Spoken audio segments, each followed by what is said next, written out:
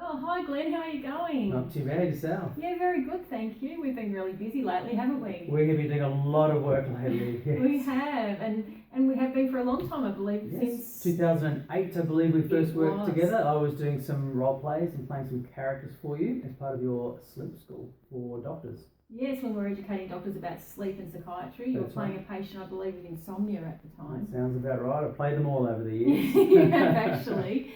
And it's really interesting to reflect on how far we've come, in the sense that it's almost been a 180-degree flip in our skills and talents and what we've both been able to bring to presentation skills and communication skills as a doctor and psychiatrist as a professional actor. Well, that's right. And I think the two spaces may have started separately, but now they've really come together and we work together and gel together as a team in these particular spaces. And I think it really makes a lot of sense. I mean, from my point of view, the actor point of view, behaviours, human behaviours, the dynamics between people, even the visual, vocal, verbal around presentation skills, and this idea of what we call the interpersonal space. Yes. Where people come together, and interact in that particular space. And we'll talk more about that, but I think it maps back to what you do as well, and you often talk about Freud, I think, around this particular space. I do actually. I mean, Sigmund Freud, one of the most famous psychiatrists that people know, talked a lot about therapy and the importance of therapy and I suppose the power of therapy, and it really does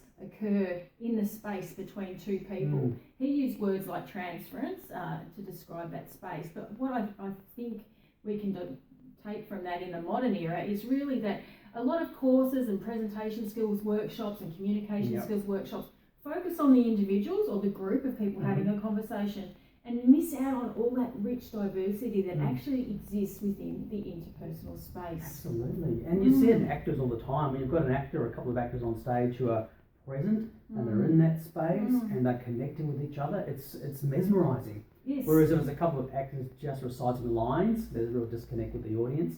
Same with presentation skills in the corporate space. When somebody's given a presentation, they're not connected to the material, they're not connected to the audience, they're not in the interpersonal space with the audience. Again, there's a disconnect and there's some barriers between them and the audience. Similarly, with the crucial conversations work that we've done recently. And isn't it interesting, when people think about crucial conversations, they often think about negative conversations or difficult conversations, when really crucial could also mean change breaking. You know, change making, change breaking, really good outcomes. We often focus on the negative connotations of that.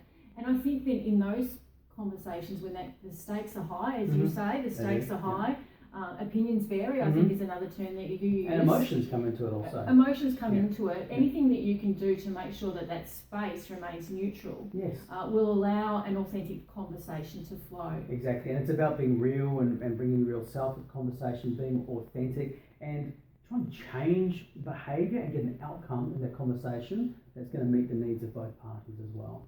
You make an interesting point too about a funny term called space junk. That's right. Now that we're talking about this space, what do you mean by space junk? Well, what I mean is the things that people bring into that interpersonal space. So whether it's a couple of actors on stage, whether it's somebody giving a presentation, whether it's somebody having a crucial conversation or perhaps a performance management conversation, they're not connecting and you're not getting an outcome because they bring all this junk into that space. So for a presentation, it might be the nerves and fears they bring into that space or lack of clarity around message. For the actors, it might be self-assessment, or how am I going, how am I coming across, or what are my lines.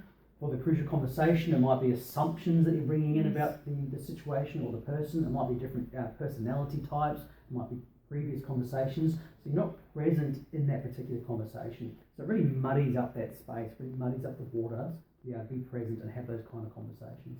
And to me, that lends then too that a lot of people would love to run from that space. Oh, it doesn't feel safe. No, that's right. And they don't want to be there. They're outside that space, or they're trying to get out of that space rather than be present. Absolutely. And as you know, more recently, we've been working with doctors' mental health issues and running crucial conversations workshops around that. And now that's developing more into discussing that important interpersonal space.